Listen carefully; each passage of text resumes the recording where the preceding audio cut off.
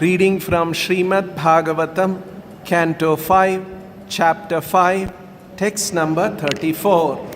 Evam Gomruga Kakacharyaya Vrajam Stishtan Asinaha Shayanaha Kaka Mrugago Charitaha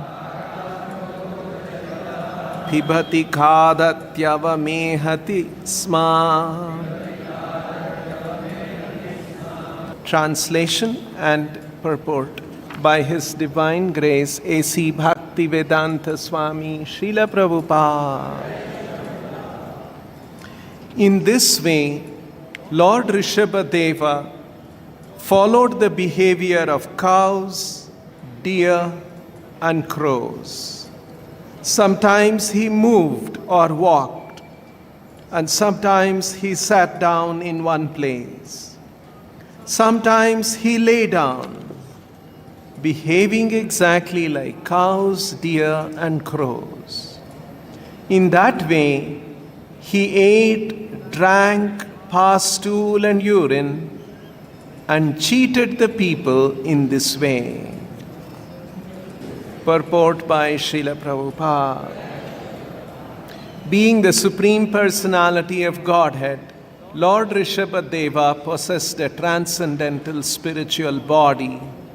Since the general public could not appreciate his behavior and mystic yoga practice, they began to disturb him.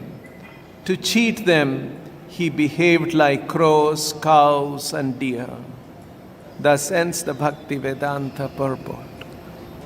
So, we are reading from the Srimad Bhagavatam, this chapter called Lord Rishabhadeva's Teachings. Lord Rishabhadeva,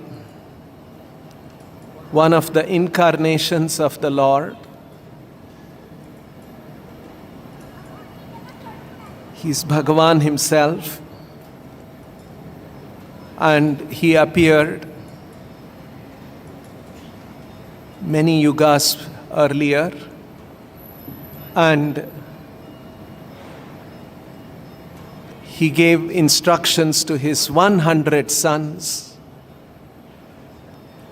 and the chief among the sons, the first son, was Bharat Maharaj. In the Bhagavatam, we will next see the activities of Bharata, the character of Bharat Maharaj, and 3 lives of Bharat Maharaj. So before all that, his exemplary father, who is Lord himself, we are discussing here. In these verses, we see Rishabhadeva gave very exalted instructions to his sons,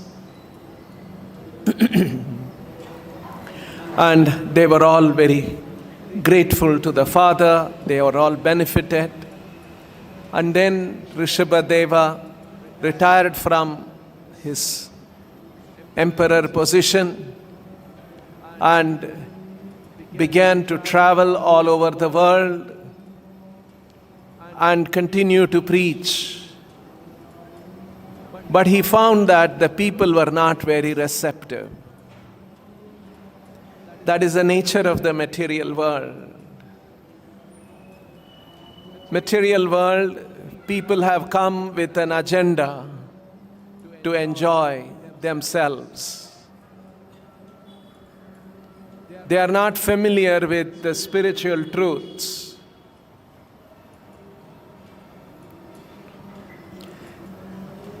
They are not familiar, they are not even eager to know about the spiritual truths.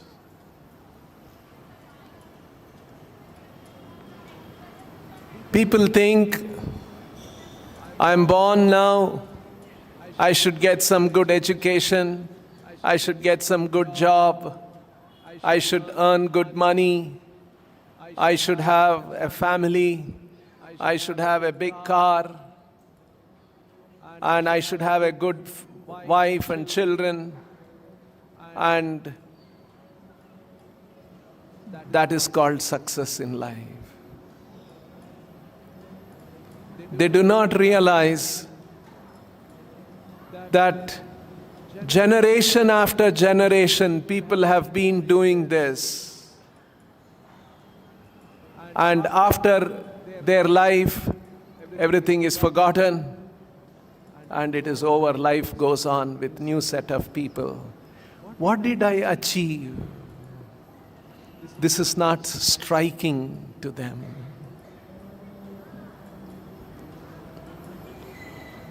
Srila Prabhupada also experienced this kind of a thing when he was attempting to preach in India. 1936, his guru, Bhaktisiddhanta Saraswati Thakur, once again repeated his instruction to him that he should preach the message of Krishna consciousness all over the world. And he left this world. And from 1936 till 1966, 30 years or 29 years, 65 if you take. For 29 years, Srila Prabhupada made different attempts from different situations of his life. He was grihastha, he was having a business. If you see, Srila Prabhupada had a successful business. Initially it was successful, and later on it ran into some trouble. Prabhupada had a factory in Lucknow, pharmaceutical factory in Lucknow. And he was making medicines, he was traveling. He traveled to different parts of India, selling his medicines, distributing his medicines. He was doing so well, he had 2 Buick cars. You can imagine. In the 1930s, 40s, someone to be rich enough and to have 2 cars, very well to do.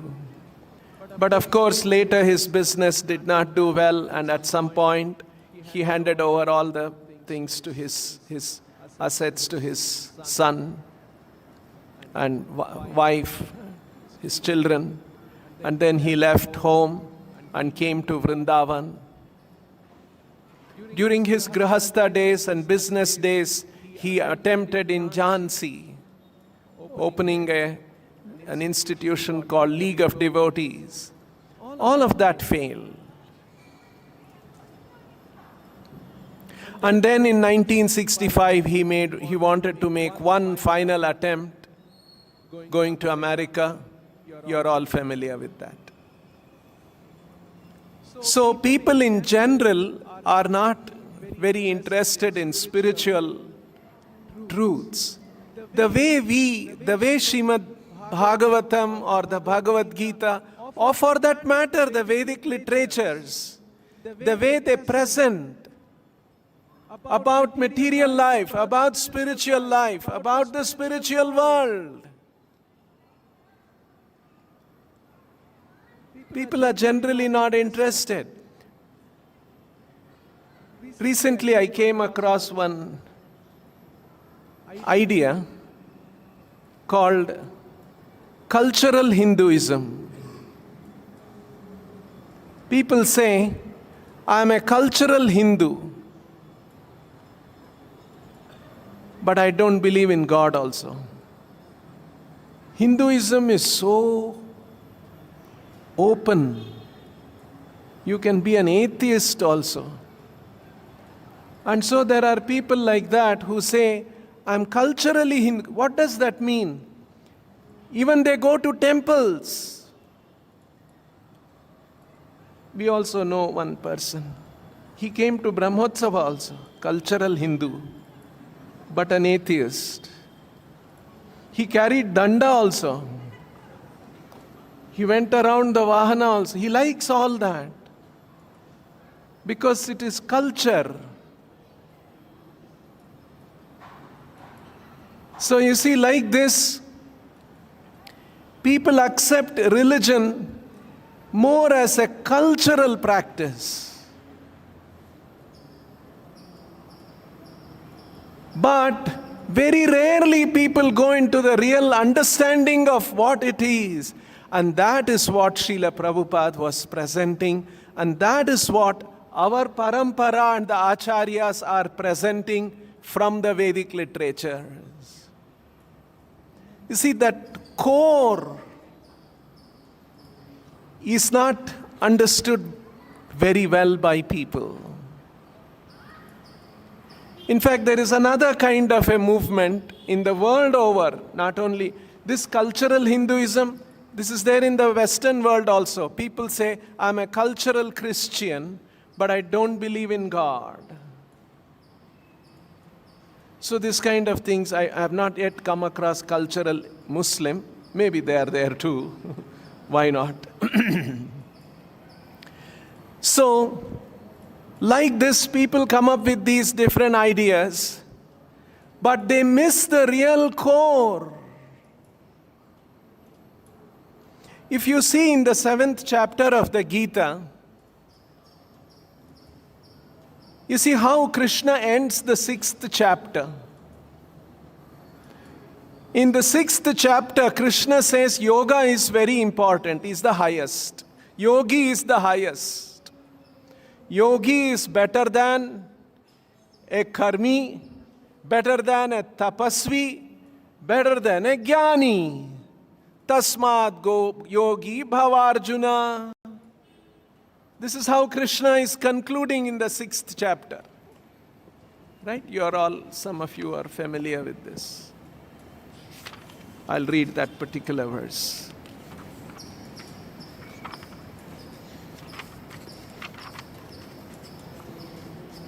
Tapasvibhyo adhiko yogi Gnanibhyopi mato adhikaha Karmibhyaschadiko yogi Tasmad yogi bhavarjuna. Tapasvibhyo adhiko yogi. A yogi is better than a tapasvi. Gnanibhyopi mato adhikaha. A yogi is better than a jnani. Karmibhyaschadiko yogi. A yogi is better than a karmi. Tasmad yogi bhavarjuna. Therefore, be a yogi under all circumstances, Arjuna.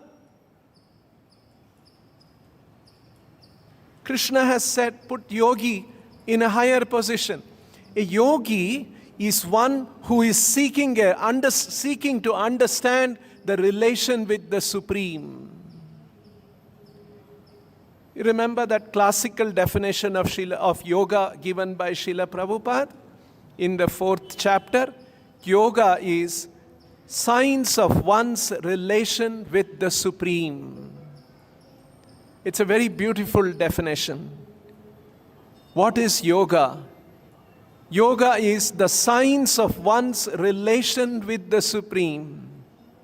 It is a science. It is not a sentiment. It is not a belief. It is not an imagination. It is the truth. Just like, say, for instance, now it is daytime. Sun is up in the sky. Is it a reality or it is an imagination? No, some of us can imagine it is night now. It's okay. That's also correct. No. It is daytime. Sun is up in the sky. It is your belief. Some people can believe like that way. Some people can have contrary beliefs, other beliefs. No, sun is up in the sky. You can see the sunshine. So science, it is so in the same way, we have a relation with the Supreme. It is not a belief, it is not an imagination, it is not a sentiment. It is the truth. That is why Prabhupada is saying it is a science of one's relation with the Supreme. So there is a Supreme and there is we, and there is a relationship, understanding that relationship, experiencing that relationship, perceiving that relationship, living by that relationship is called yoga. And somebody who is pursuing that is a yogi. He is better than a tapasvi who is just practicing some tapasya for some punya and for getting material good karma. Gnanibhyopi matho adhikaha. He is better than somebody who is acquiring knowledge. You see, a yogi is better than a jnani. Now you should read this with the 12th chapter, 12th verse. There also Krishna is saying, there also Krishna is creating a hierarchy between a yogi, jnani, and a few other kinds of human beings. So here, Krishna has put yogi higher than a tapasvi, jnani, and karmi. Karmi is a regulated actor according in a varnashrama society. A yogi is better than all these three classes of people. And then Krishna said, Tasmad yogi bhava Arjuna, therefore become a yogi. And in the next verse, which is the last verse of the 6th chapter, concluding verse, he says, Yoginam api sarvesham. Now Krishna is saying, I put the yogi on the highest level. Now, among the yogi, there is another spectrum. There are other gradations there. Among the yogis, yoginam api sarvesham, mad gatena antaratmana, shraddhavan bhajate yomam same yukta tamo mataha. He is the highest yogi who Madgatena, who is completely devoted to me. Madgatena, completely dedicated to me. Madgatena, how? Antaratmana madgatena, in the depth of his heart, in the core of his heart. Not just externally. Because externally also we can appear to be very dedicated to God. But Krishna is saying, in the core of one's heart, one is dedicated to me, shraddhavan bhajate, and full of faith, and renders service to me, bhajate same yukta tamo mataha. He is the greatest yogi. This is how Krishna concluded about yoga. Now the 7th chapter, it is always there should be a continuation of thought, right? If we are talking, there is always a continuity of our thought. My present sentence is connected to a previous sentence, and my present sentence will be connected to the next sentence I am making.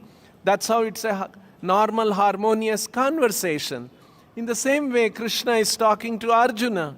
There is a continuity of thought.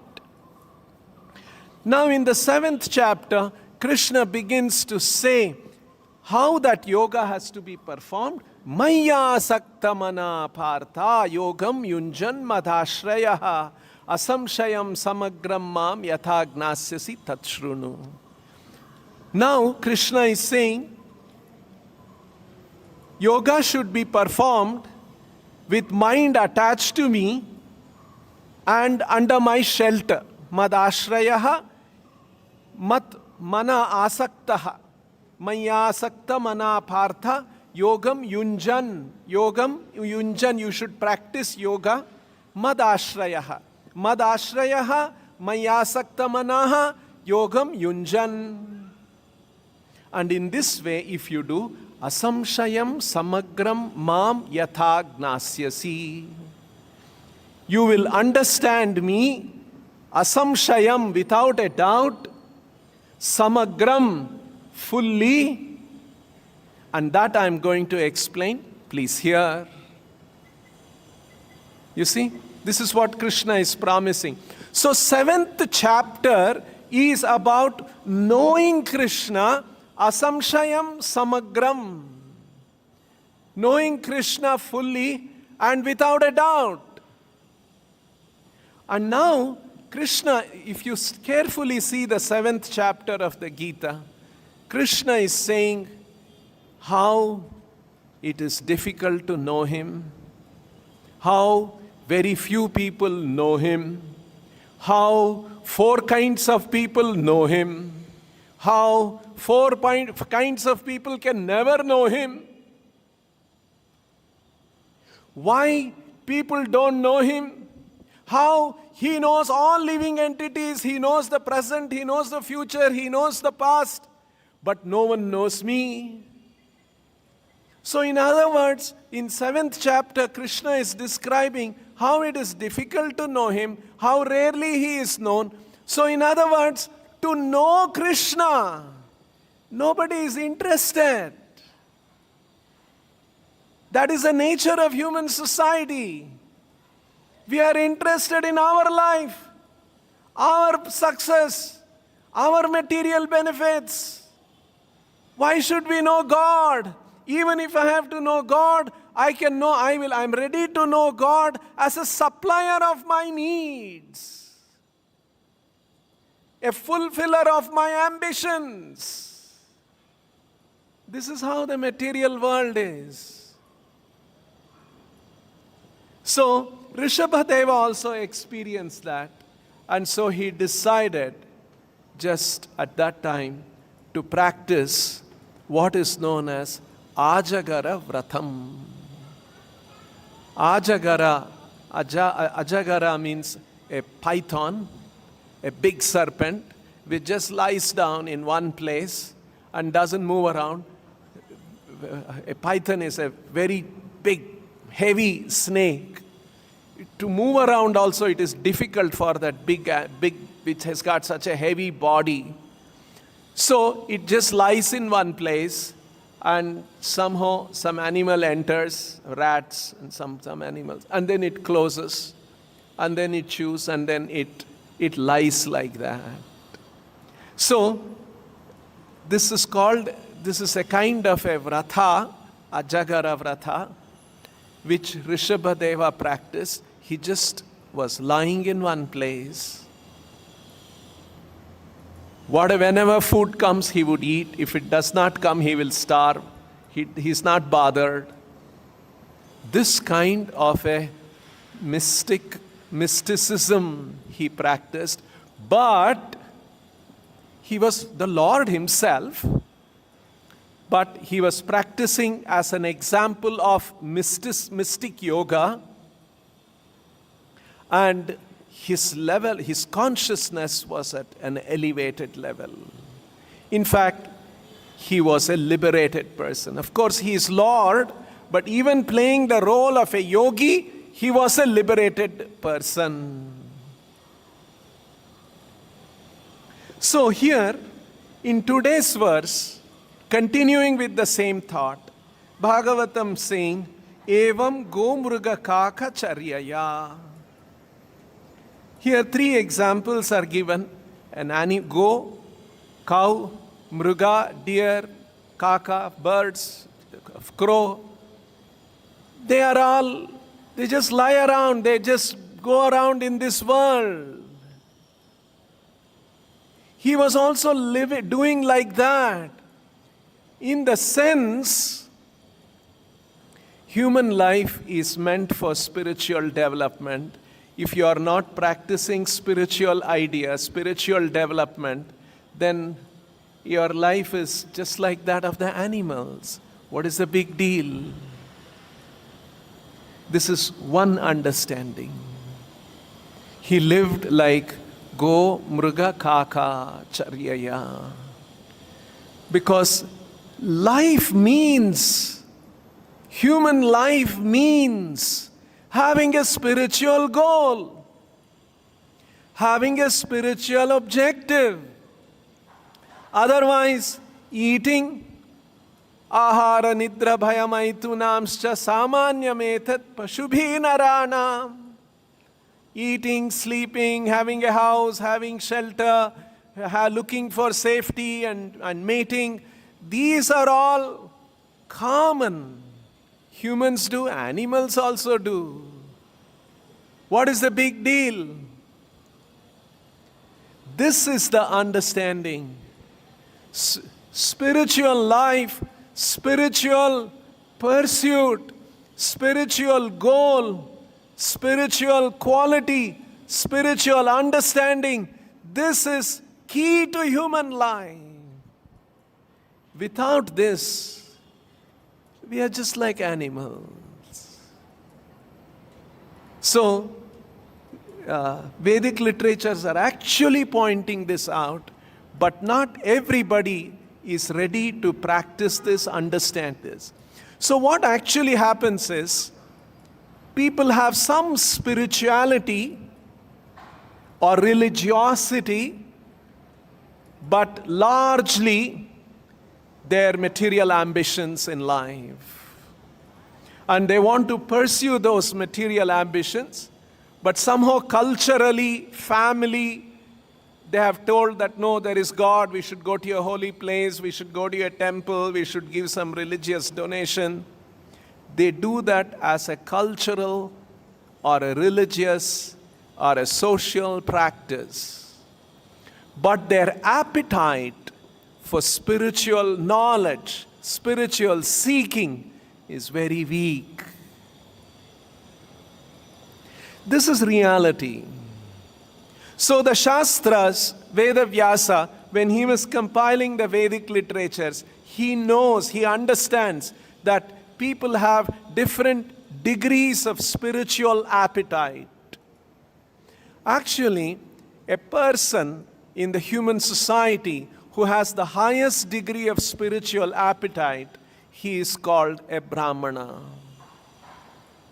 A Brahmana is one who knows, he wants to know the truth, and he is ready to make all kinds of sacrifices in life, ready to take all kinds of pains in life in order to understand, what is this world about?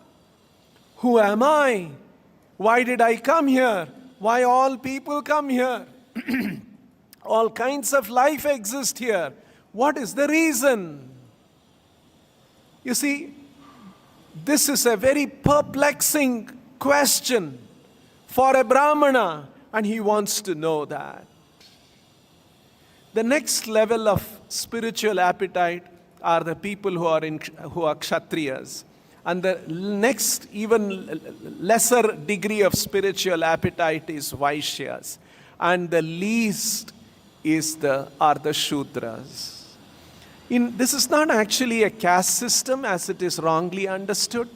In fact, Srila Prabhupada explains in the Vedic culture, in the Vedic culture, it is the intent of Vedic culture to move a person from a Shudra consciousness to Brahmana consciousness.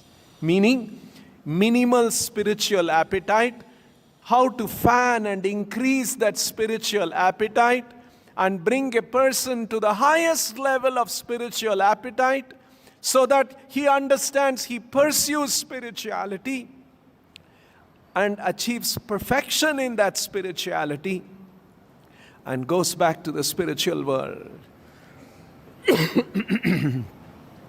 So, spiritual world exists. This is a material world that we live in. So,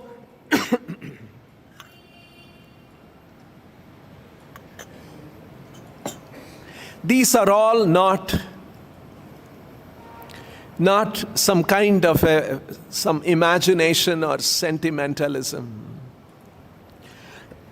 In fact, we can ask the question, why does the world exist? In fact, one scientist asks this question. Scientists, we are studying the world.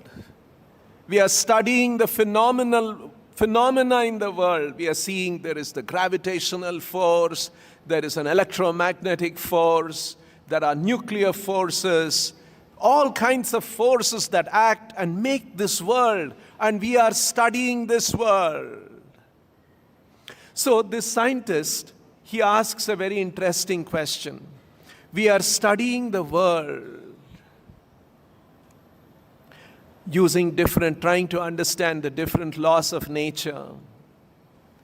But a very fundamental question exists. Why does the world exist for the scientist to study? You see, it's an interesting question. Somebody has thought about that way. Why does the world exist that we are all scientists, we are studying? Actually, in Vedic literatures, in Vedic knowledge, this question is taken to another next level. The scientist has asked the question, why does the world exist that we study? Vedic literatures ask yet another question, why does the scientist exist for him to study the world? Why do we exist for us to study the world? Scientist is studying the world. Politicians are manipulating the world. The businessmen are deriving some wealth out of the world. Different people are engaged with the world. Why does the world exist? Why do we exist who engage with the world? Isn't this an important question to know? But usually, we become so engaged and absorbed with the world, these fundamental questions, usually it slips away from our analysis. This is technically called in the Vedic knowledge, Brahma Jignasa. Why does the world exist? Why do I exist? Now, one thing you can see, for us to exist,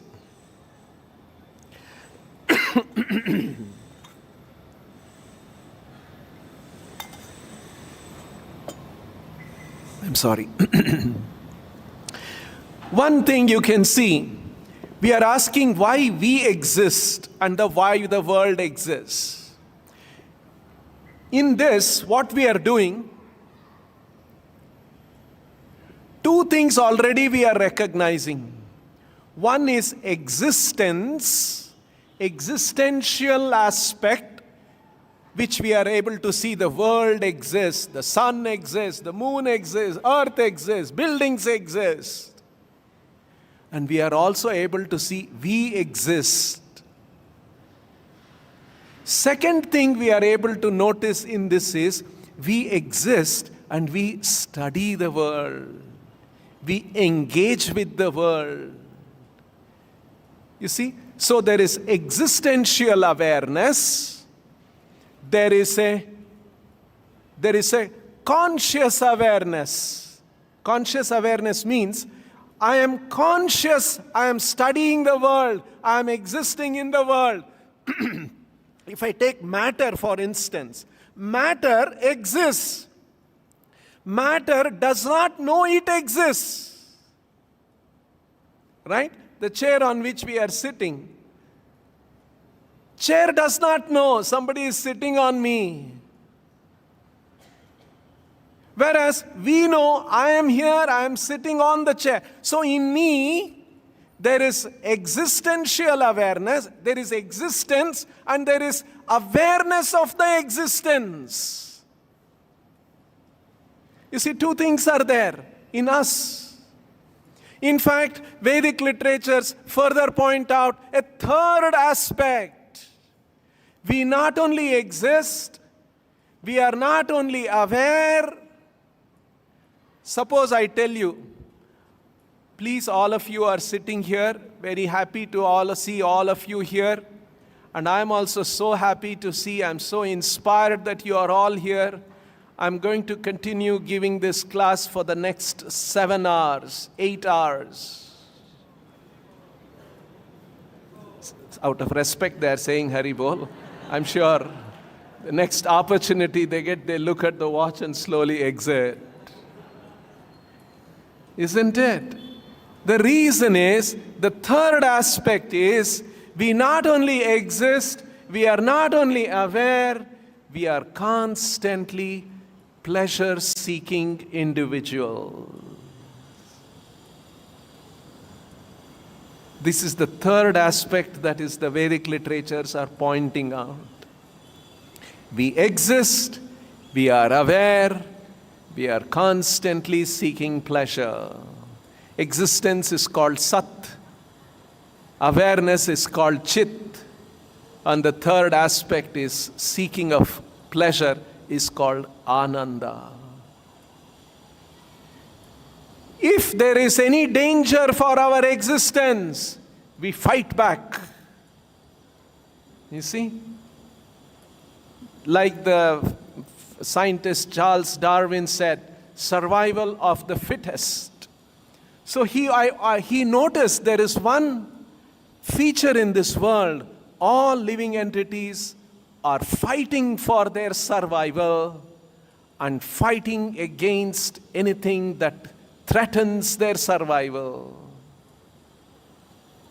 You see, this is a nature, that's an aspect of our existential feature.